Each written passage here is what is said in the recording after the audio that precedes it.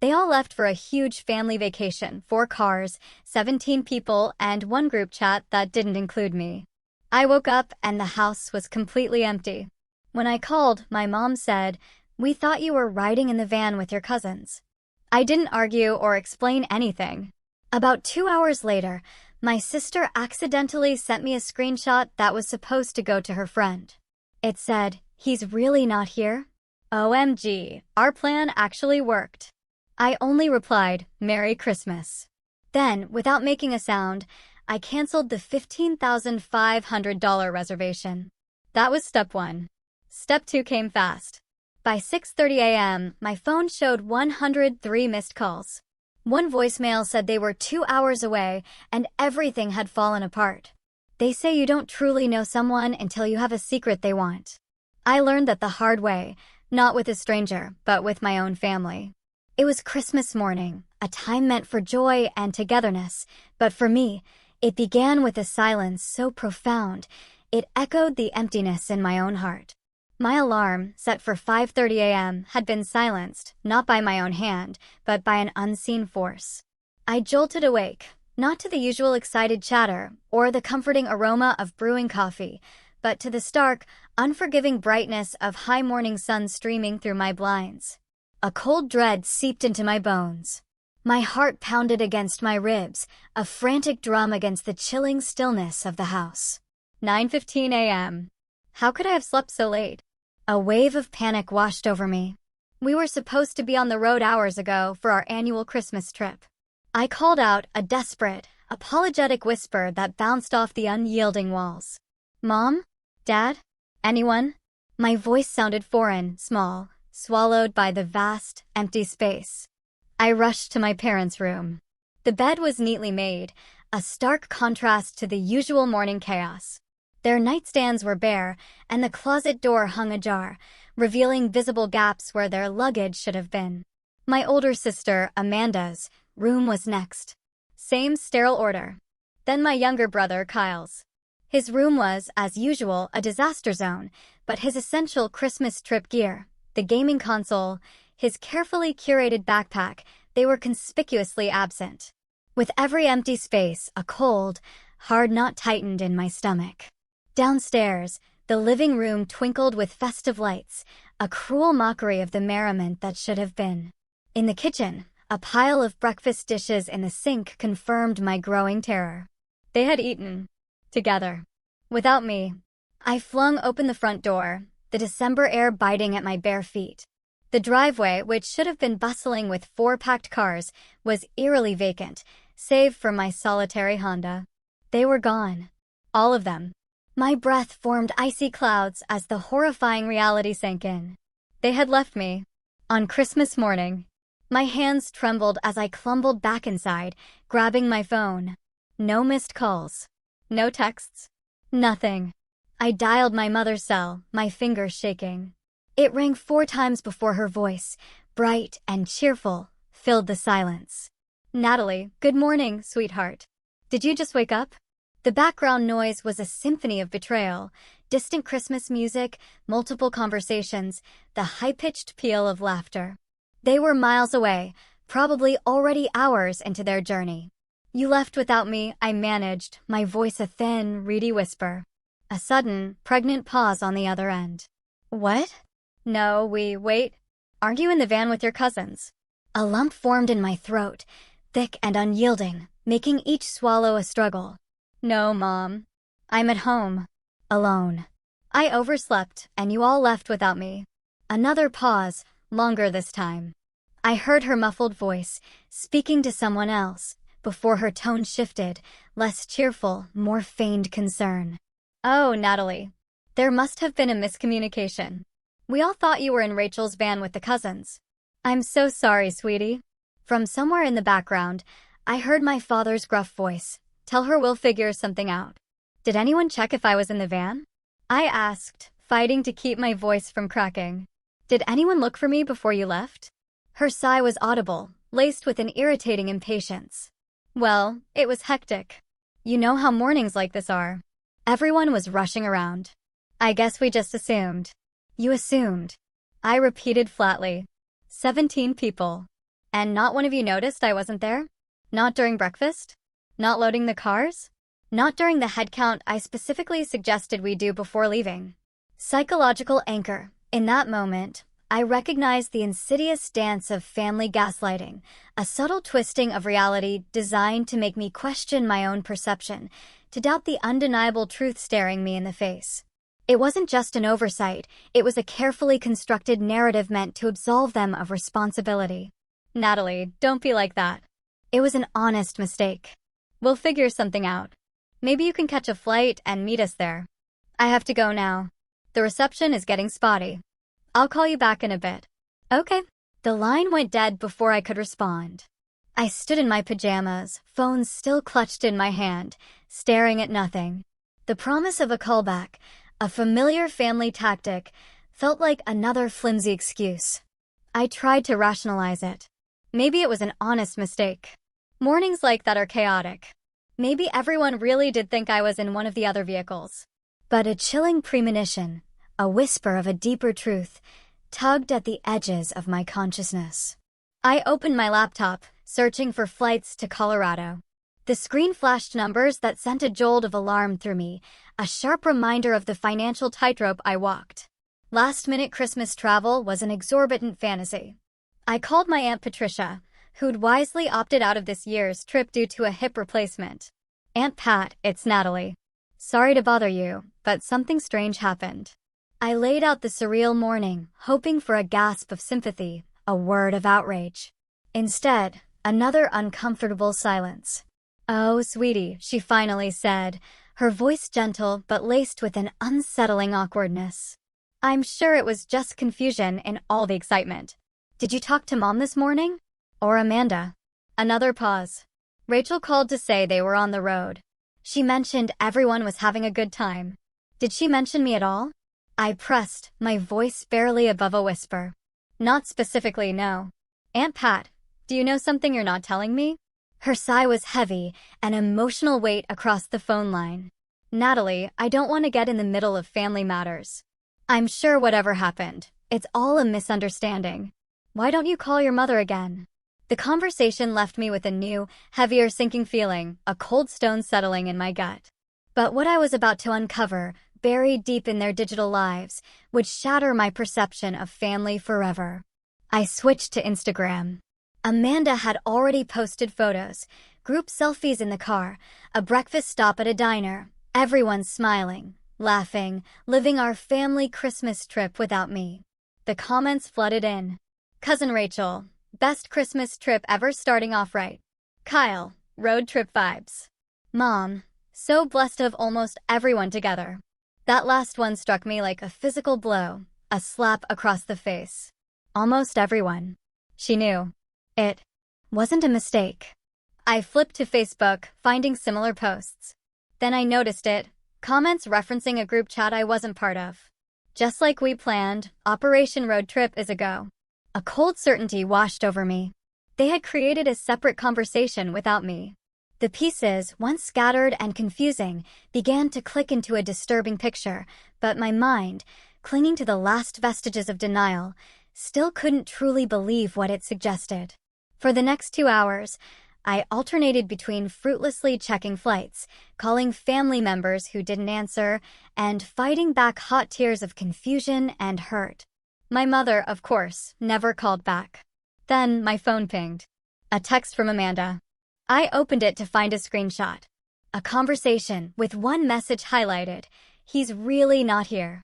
OMG, our plan worked. Mom kept asking if we should wait, but I told her he was probably still sleeping.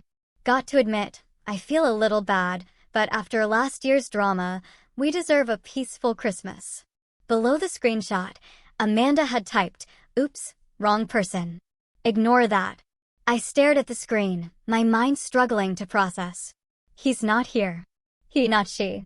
They didn't even see me as a person, just a problem to be solved. And our plan worked, left no room for misinterpretation. This wasn't an accident. They had planned to leave without me. My fingers, steady despite the tremor in my soul, typed 2 words, "Merry Christmas." Then I put my phone down and finally let the tears I'd been fighting against stream down my face, hot and cleansing. Psychological anchor, the casual cruelty of that message, the flippancy with which they discussed my intentional abandonment, was a stark revelation. It wasn't just a plan, it was a testament to how utterly disposable I had become in their eyes, a problem to be managed rather than a person to be cherished. This isn't just about being forgotten, it's about being actively excluded, and the emotional impact of that kind of deliberate rejection is profound. 2 more hours passed in stunned silence. Amanda's screenshot, a digital brand, burned into my memory. He's really not here. OMG. Our plan worked. The words replayed on a loop, each repetition a fresh wound. My family hadn't forgotten me. They had actively excluded me. My phone buzzed intermittently with Amanda's desperate, backtracking messages. Natalie, it's not what it looks like. Please call me so I can explain. That message wasn't about you. You're taking this the wrong way. I ignored them all.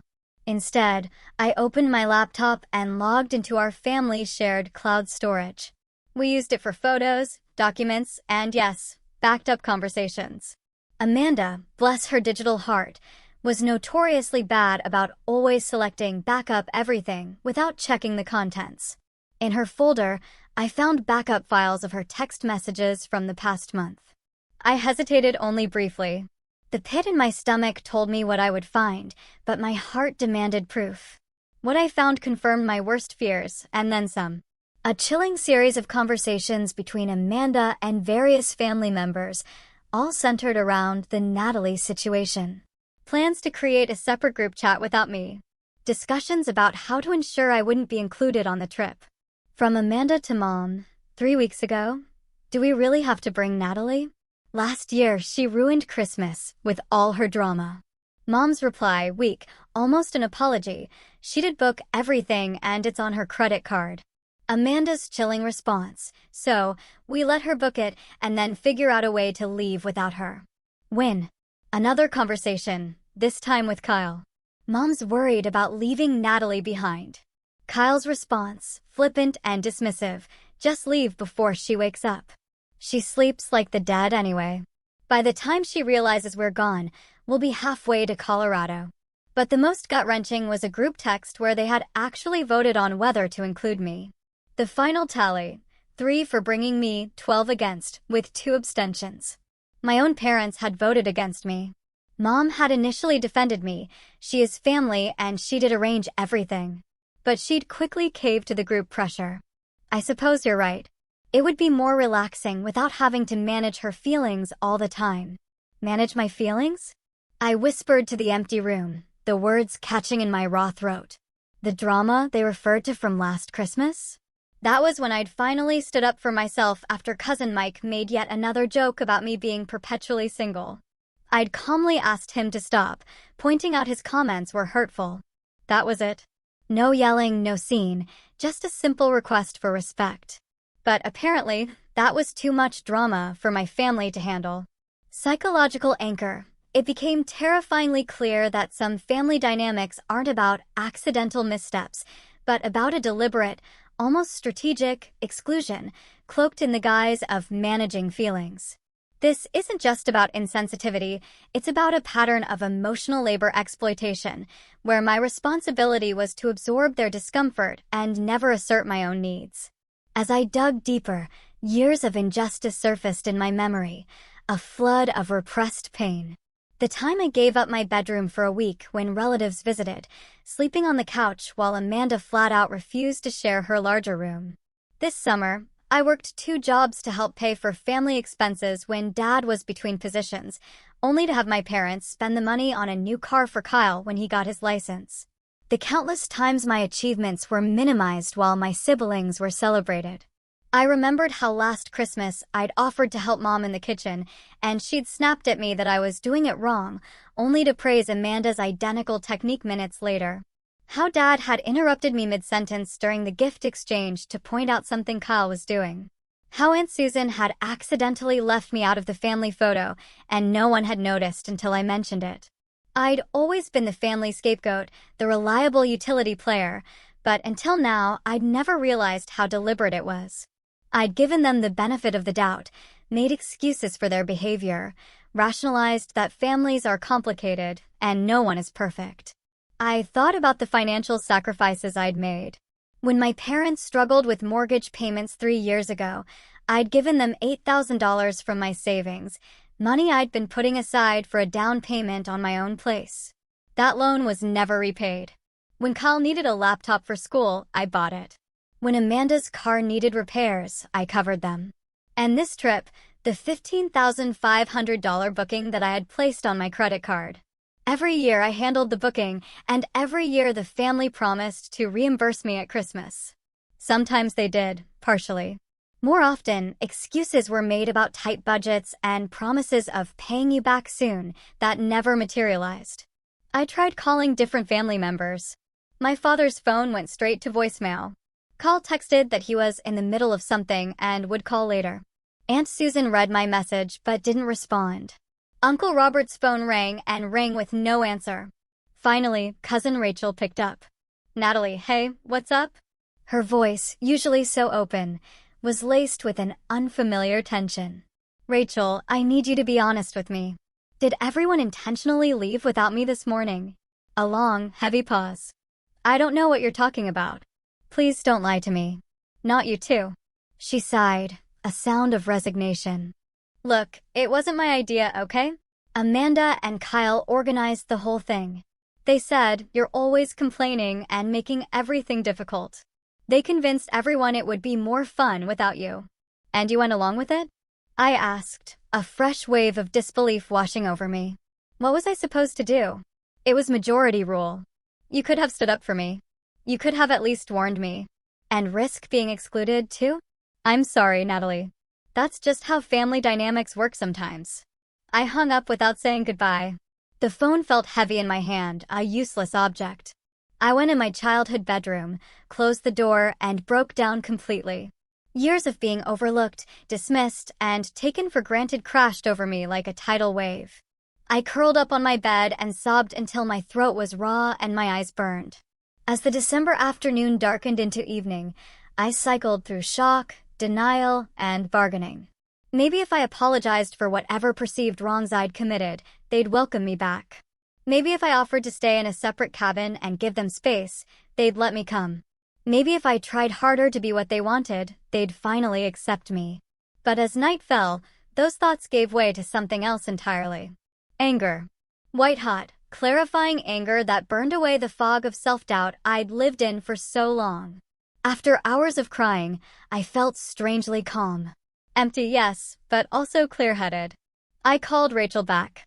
"I need the complete truth," I said when she answered, my voice steady now, devoid of tears. No sugarcoating. No protecting anyone's feelings. What exactly did they say about me? Rachel hesitated, then sighed again, a sound of reluctant honesty. "They said you're too sensitive. That you make everything about yourself. That you're controlling about the trip details, and it's exhausting. Amanda said holidays would be more relaxing without you there questioning everything and getting your feelings hurt." And my parents?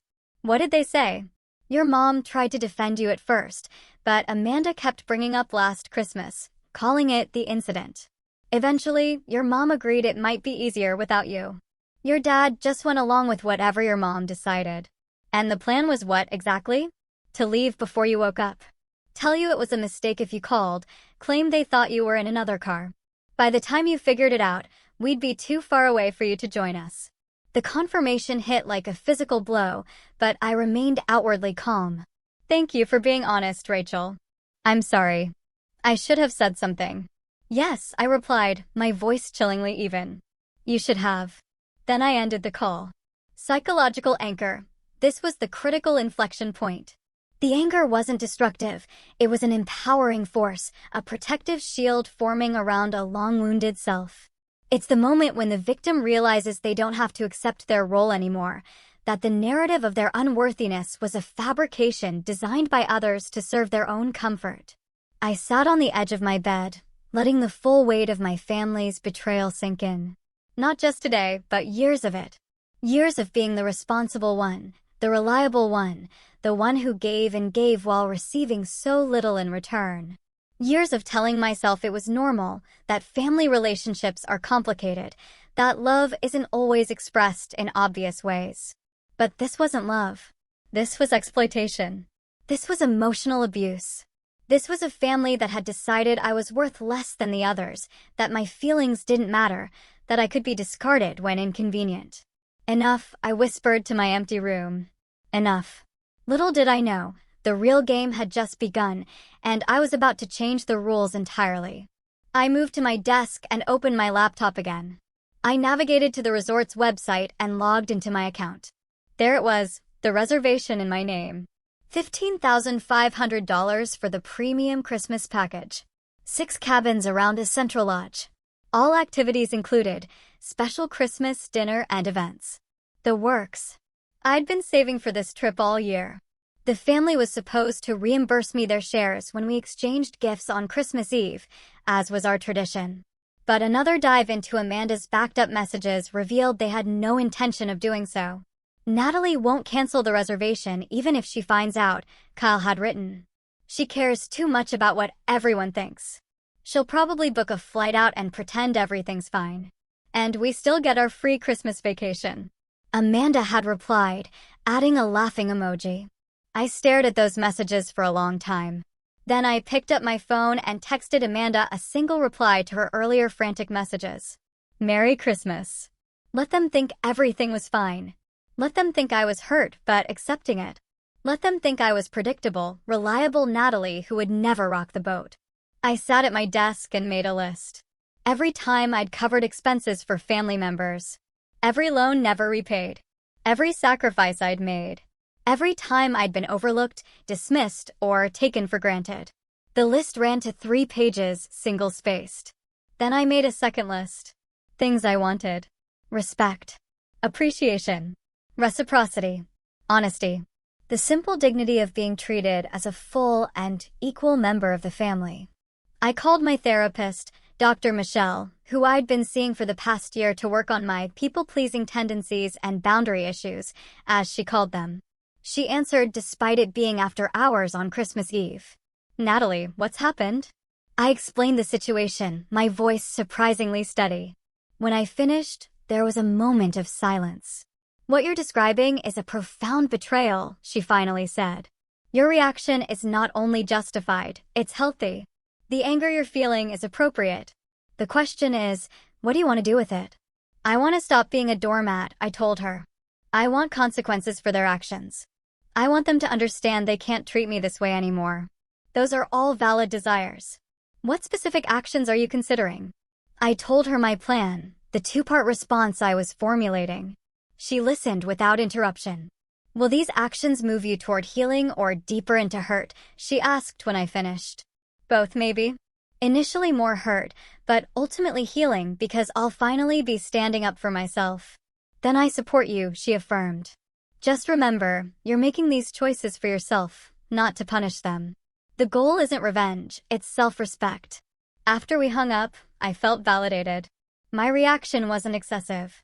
My anger wasn't unwarranted, and my plan wasn't unreasonable given the circumstances. I opened the resort's website again and clicked Contact Us. Then I picked up my phone and dialed the number. Pinehurst Mountain Resort, this is Melanie speaking. How can I assist you? Hi Melanie. My name is Natalie Morgan.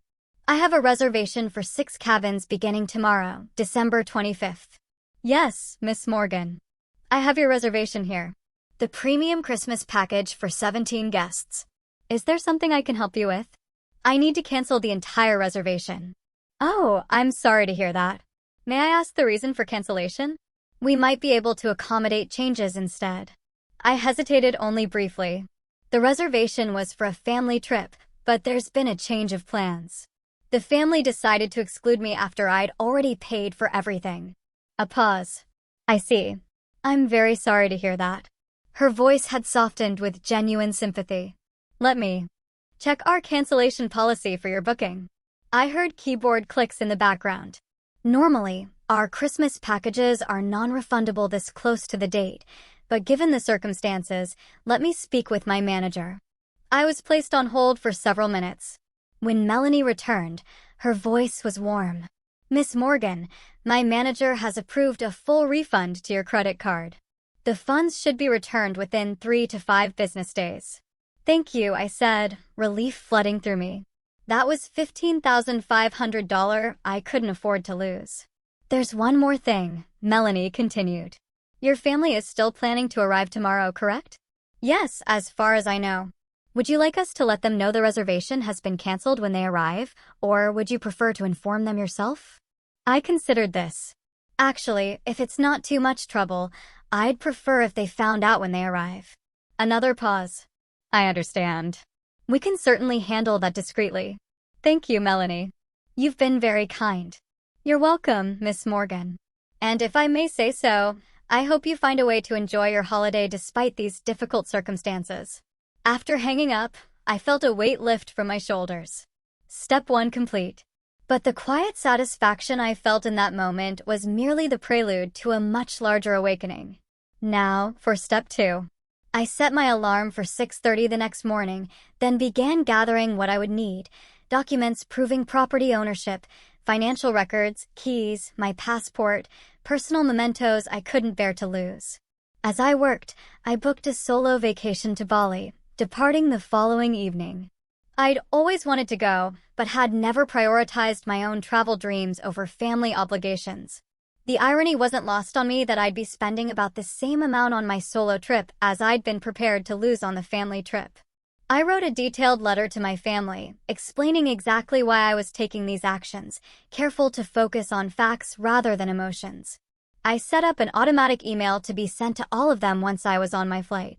Then I made 2 final calls, one to a locksmith who charged extra for Christmas Day service, and one to a moving company that advertised anytime, anywhere availability. Both confirmed they could meet my needs at premium holiday rates. Of course. Money well spent, in my opinion. As I finally went to bed in the early hours of Christmas morning, I felt something I hadn't expected. Peace. Tomorrow would be difficult, but necessary. And for the first time in my adult life, I was choosing myself over everyone else's expectations and demands. My alarm buzzed at 6:30 sharp on Christmas morning. I'd slept surprisingly well, waking with purpose and clarity rather than the fog of sadness from the day before. I showered, dressed in comfortable clothes, and ate a quick breakfast. Then I got to work. The locksmith arrived at 7:30, right on schedule. An older man named Frank, who didn't ask questions beyond what was necessary for the job. I explained that I needed all the locks changed on the house: front door, back door, side entrance, and garage. He nodded and got to work. Family issues, he asked about halfway through, his tone conversational rather than judgmental. You could say that, I replied. He nodded again. Holidays bring out the best and worst in families. Been married 42 years, and my wife's family still drives me to change the locks every now and then. He winked, and I found myself smiling for the first time in what felt like days. By 9 a.m., Frank was done. He handed me the new keys and wished me a Merry Christmas. I thanked him sincerely and added a generous tip to his already substantial holiday rate. The moving company arrived at 9:30. 2 strong young men named Derek and Justin, who looked like they'd rather be anywhere else on Christmas morning, but remained professionally cheerful. I directed them to help me move certain items from the house to the garage: my parents' clothing, personal items, and some furniture. Kyle's gaming setup, Amanda's extensive beauty collection, and designer clothes. We're doing some renovations, I explained when Justin raised an eyebrow at the unusual task. The family's away, and I want to surprise them with the progress when they return. They worked efficiently, and by 11 o'clock, the garage was neatly stacked with labeled boxes and furniture items. I placed a large envelope on top, containing my letter and the new house keys, then locked the garage with its separate key, which I would leave in a hidden spot only the family knew about. Inside the house, I set up the small security cameras I'd ordered with express delivery earlier in the week. One covering the front door, one for the back, and one in the main living area. All connected to an app on my phone that would allow me to monitor the house remotely. Next came the financial untangling. I logged into our shared family account and transferred my portion to my personal account. I removed my credit card information from all family subscription services. I changed passwords on accounts that were technically mine, but that the family had been using freely. By early afternoon, my suitcase was packed for Bali. The house was secured, and everything was in place for the family's eventual return. I took one last walk through the home I had shared with my parents for most of my adult life. Not out of financial necessity, but out of a misplaced sense of duty and connection. The house had been left to me by my grandmother 5 years ago, much to everyone's surprise, including mine. She'd always had a soft spot for me, perhaps recognizing a kindred spirit in the family overlooker. I'd invited my parents to continue living there, never charging them rent despite taking on the mortgage payments myself. Another fact conveniently forgotten when family finances were discussed. As I stood in the entryway, keys in hand, my phone began buzzing with incoming calls and texts. They'd arrived at the resort and discovered the canceled reservation. Right on schedule. I didn't answer immediately, taking my time to lock up and load my suitcase into my car. Then I sat in the driveway and began reading through the messages. Mom, Natalie, there's been some mistake with the reservation. Please call me immediately. Dad, your mother's upset. Fix whatever you did with the resort booking. Amanda, what did you do? They said you canceled everything. Call me now. Kyle, WTF, Natalie. There's nowhere to stay and everything's booked. Aunt Susan, we're all standing in the resort lobby with nowhere to go. Please call someone. And so on. Message after message of increasing panic and anger. No acknowledgement of what they'd done, just expectations that I would solve the problem I'd created. I scrolled through them all, a grim satisfaction settling over me. Then I typed a single reply to the family group text, the one I hadn't been included in until this emergency. I know you plan to leave without me. I know you never intended to reimburse me for the trip. I've canceled the reservation and received a full refund. Enjoy your Christmas. The response was immediate and overwhelming. My phone rang and rang with incoming calls, which I declined one after another. The text messages flew in faster than I could read them. Mom, Natalie, you're overreacting. It wasn't like that. Dad, this is completely unacceptable behavior. Amanda, I can't believe you'd ruin Christmas for everyone over a stupid misunderstanding. Aunt Karen, we're stranded in Colorado with nowhere to stay. How could you be so selfish? I let them rant, watching the messages accumulate without responding further. Let them feel a fraction of the helplessness and exclusion I'd felt. Let them understand that actions have consequences. After about 20 minutes, the tone began to shift. Mom, Natalie, please. We're sorry if you felt excluded. We can talk about this. Dad, your mother's crying. At least tell us what you expect us to do now. Amanda, okay, fine. We shouldn't have left without you, but this is extreme. Where are we supposed to go? I texted back one more time. I'm sure you'll figure something out. You're all so resourceful when it comes to planning things without me. Then I silenced my phone, started my car, and drove to the airport for my flight to Bali, feeling lighter with each mile that separated me from the family that had taken me for granted for the last time. Psychological anchor. This was the crucial act of reclaiming agency. For years, I had been an emotional dumping ground, a financial resource, and a problem to be circumvented. By withholding the very solutions they expected, I forced them to confront their own responsibility and the consequences of their actions, a painful but necessary step in breaking the cycle of enabling. The aftermath unfolded largely while I was in Bali, where I spent a peaceful week reconnecting with myself and considering what I wanted my life to look like going forward. I kept my phone on Do Not Disturb mode, checking it only once a day to ensure there were no true emergencies and to monitor the security cameras at the house. What I saw through those cameras and in the accumulated messages painted a picture of chaos and desperation. According to cousin Rachel, who sent me private messages that seemed genuinely remorseful, the scene at the resort had been apocalyptic. With no reservation and no available accommodations during the Christmas holiday, the family had been forced to split up. Some drove to the nearest larger town to find hotel rooms at exorbitant last-minute rates. Others crammed into the one small cabin that Uncle Robert managed to secure through a business connection. The Christmas dinner they'd been looking forward to was replaced by takeout pizza eaten in cramped quarters. The group chat I could now see exploded with blame and recriminations. Amanda and Kyle initially tried to maintain that I had misunderstood their intentions, but as the discomfort and financial reality set in, the truth emerged. Fine, we planned to leave without her, Amanda finally admitted. But she's always so controlling about these trips, always making everything about her feelings. We just wanted one Christmas without walking on eggshells. My mother surprisingly defended me. She paid for everything, Amanda. She's been paying for these trips for years, and we've barely reimbursed her. What did you expect her to do when she found out? Not ruin Christmas for everyone.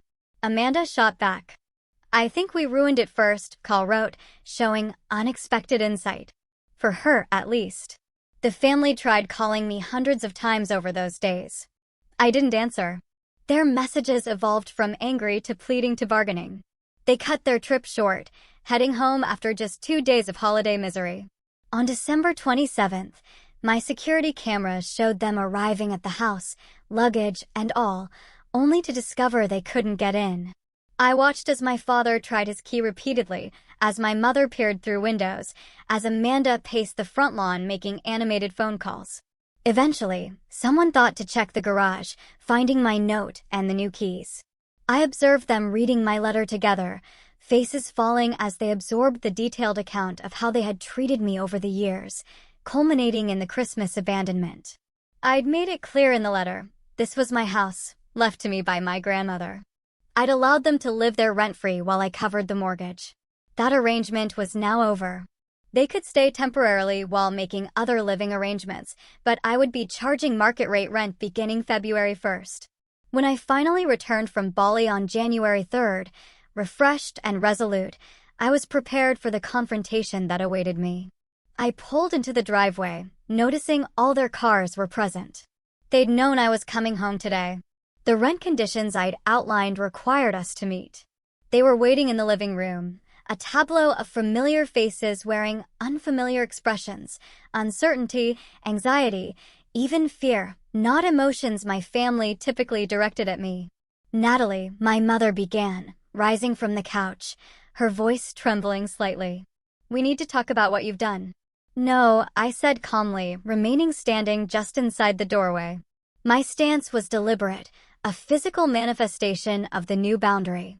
We need to talk about what you've all done for years. This is ridiculous, Amanda interjected, her voice sharp with indignation. So, we left without you on a trip. It was immature. Fine. But changing the locks, threatening to evict your own family? Who does that?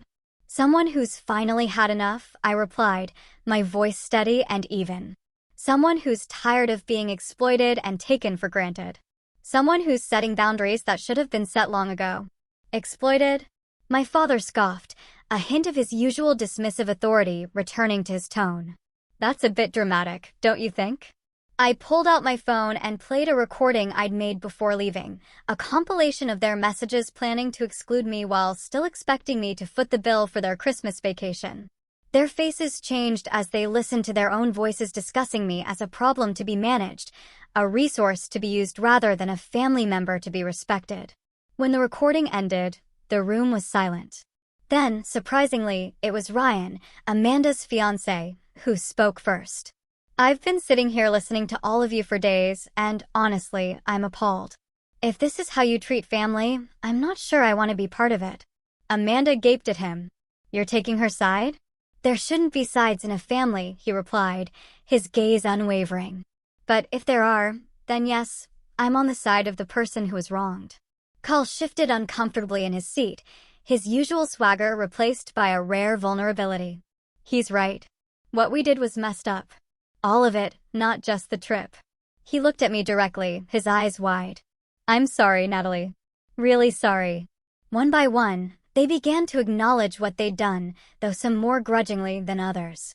My mother cried, her face blotchy. My father looked genuinely ashamed. Amanda vacillated between defensive and contrite. The conversation lasted hours, dredging up years of toxic family patterns and dynamics. I remained calm but firm, making it clear that things would be different going forward. I outlined my terms: rent payments for those continuing to live in the house, repayment plans for outstanding loans, and clear expectations about mutual respect and consideration. And if we don't agree to these terms, my father asked, a final, desperate attempt to reclaim control.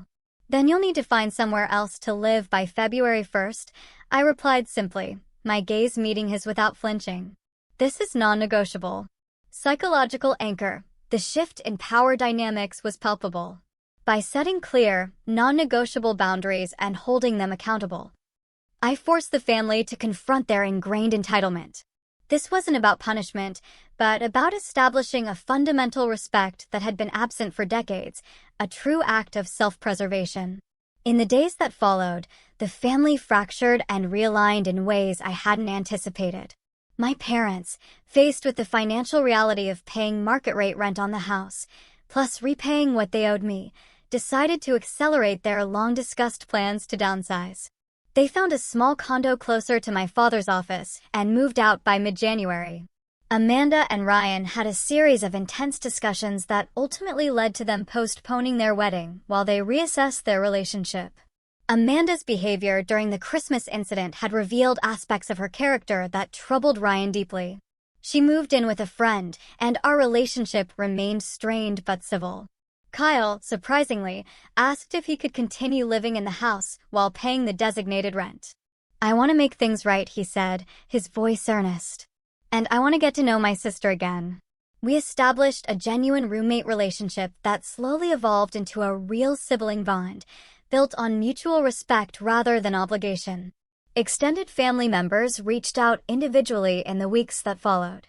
Some apologized sincerely, acknowledging their role in the family dynamics that had marginalized me. Others remained distant, uncomfortable with the disruption to the status quo. Aunt Susan never spoke to me again. Uncle Robert sent a heartfelt letter of apology and a check covering what he estimated he'd cost me over the years. Cousin Rachel and I began meeting for coffee regularly, rebuilding our relationship on a more equal footing. My parents struggled to adjust to the new reality, but made genuine efforts. My mother called weekly, careful to ask about my life and interests rather than just talking about herself. My father sent awkward but sincere text messages checking in on me. Small steps, but meaningful ones. The most surprising outcome was with Amanda. After 3 months of minimal contact, she asked to meet over dinner at a neutral restaurant. She admitted that the incident had forced her to confront some uncomfortable truths about herself. I was jealous of you, she confessed, her eyes downcast. You've always been the capable one, the one with everything together. I felt like I had to compete, to prove I was better somehow. It was easier to push you away than to admit I admired you. I didn't know if I believed her entirely, but I appreciated the effort. We have a lot of history to work through, I told her. It won't happen overnight. I know, she nodded. But I'd like to try if you're willing. Family therapy became part of our journey forward. Not everyone participated consistently, but those who did began to understand the toxic patterns we'd all been caught in for so long. Through it all, I maintained my boundaries firmly but fairly. No more loans without clear repayment terms. No more taking on family expenses without acknowledgement. No more silencing myself to keep the peace. It wasn't always easy. There were setbacks and arguments, moments when old patterns threatened to reassert themselves. But I remained committed to the new dynamics I'd established. And slowly, a different kind of family relationship began to emerge from the ashes of the old one.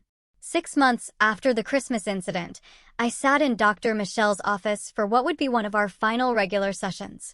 I'd been working intensively on my recovery from family trauma, building a stronger sense of self-worth, and establishing healthier relationships. How do you feel about your progress? She asked. I considered the question carefully. Lighter, I finally said. Like I've put down a burden I didn't even realize I was carrying. I still have moments of doubt and guilt, but they're less frequent now, and I'm getting better at recognizing when I'm falling into old patterns.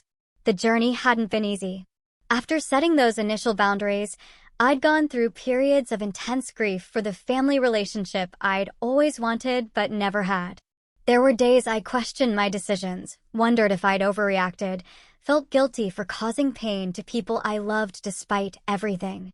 But therapy helped me recognize those thoughts as conditioned responses from years of emotional manipulation. Dr. Michelle guided me through techniques to acknowledge those feelings without letting them dictate my actions. "And your support network?" she prompted. Growing stronger every day, I replied with a smile. My friends have been amazing, especially once I started being honest about my family situation instead of making excuses for them. I've reconnected with college friends I'd lost touch with, and I've made new connections through that photography class I started taking. Building a non-family support network had been crucial to my healing.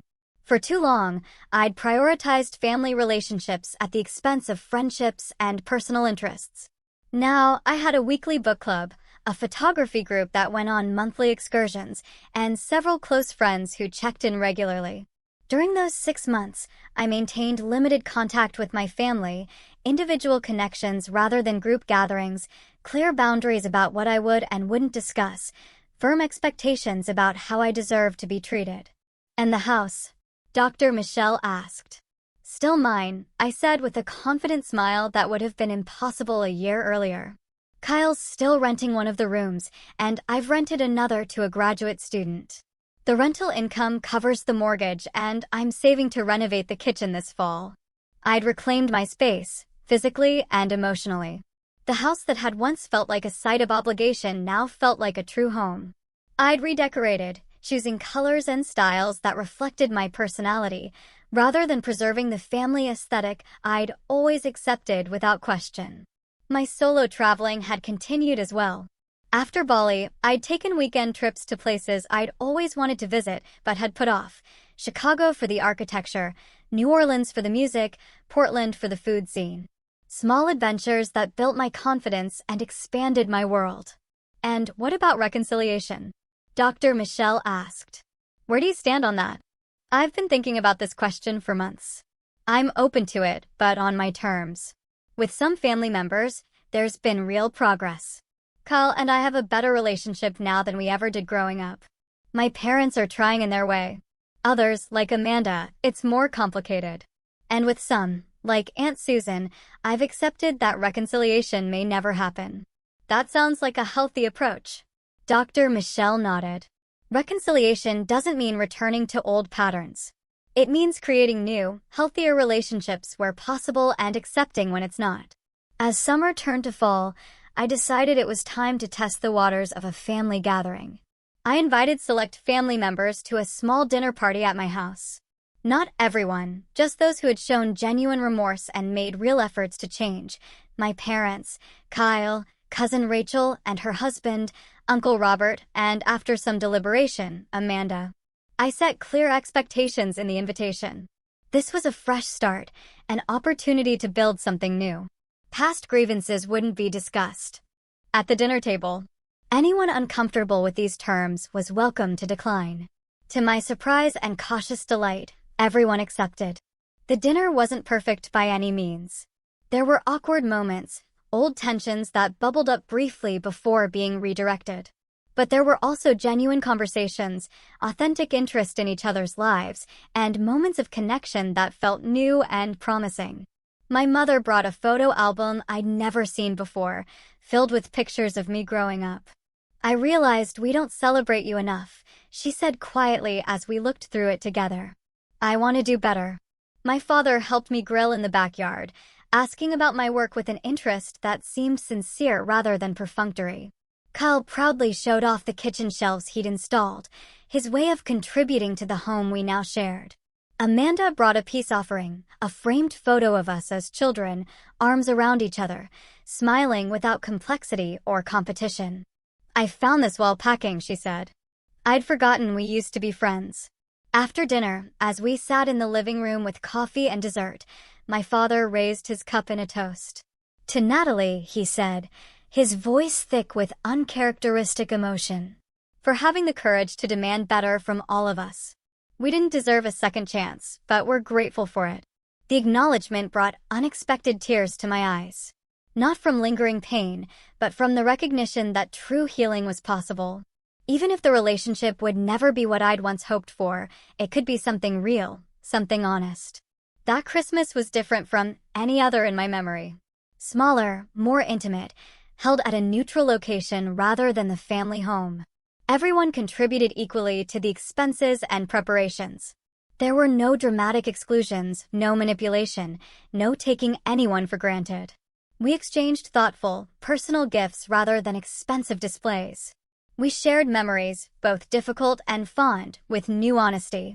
We acknowledged the journey we'd been on and the work still to be done. Not everyone from the original group was there. Some relationships had proven too damaged to repair, at least for now. Aunt Susan sent a card, but declined the invitation. Some cousins chose to celebrate elsewhere. But those who came seemed genuinely committed to creating something healthier than what had existed before. As I drove home that evening, I reflected on the journey from last Christmas to this one. From the devastating discovery of intentional exclusion to the careful reconstruction of relationships worth saving. From being the family doormat to a woman with boundaries, self-respect, and the courage to demand better.